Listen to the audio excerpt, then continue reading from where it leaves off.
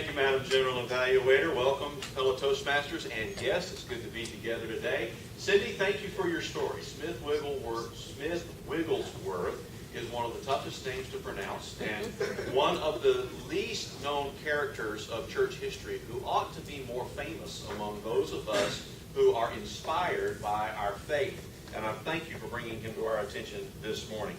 Cindy's personal goal was to connect with the audience through this speech, and I think you took some very important steps today that really freed you in some significant ways. You obviously got free of the lectern, and that's always a plus. We're happy to celebrate that. You made some good eye contact.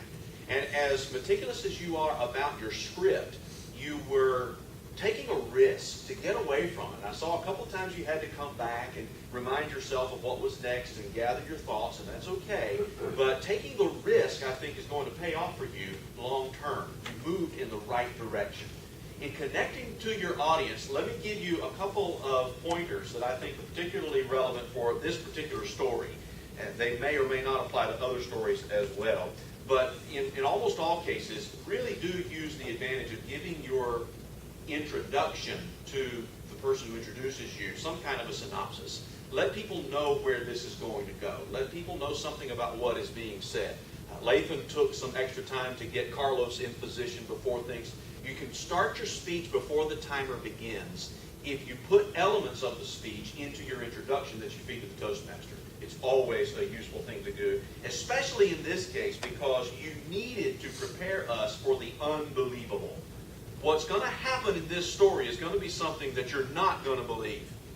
Hold on to your seats, friends, because you've never seen anything like this in your life, I'll bet. But I'm going to tell you about it, and I want you to believe about it because there's a lesson for us to learn here about the challenges that we're facing today. Let me tell you about Smith Wigglesworth, and then help us understand. His name sounds made up. It sounds like if you don't know who Smith Wigglesworth is, you might think that this is a character that exists in Cindy's imagination. So prepare us for the unbelievable. His name sounds made up. The miracle is incredible. And you need to do something to persuade us on the front end that Smith is extraordinary. Otherwise, the story just comes across as hyperbole. And you want to be protected against that. The third thing that I would say is introduce the character through the drama, not just through the facts. There was a definite two-part structure of your storytelling.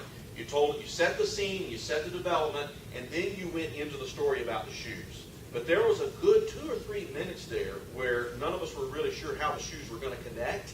So the drama here has got to be developed the tension has got to be developed along with the character all along the way. The big question is, why did he tell him to buy some shoes? And if he goes to buy shoes, is anything good going to happen about that? Dramatic story, wonderful character. Thank you for bringing it to our attention, and thank you for your passion to connect with your audience. Madam General Evaluator.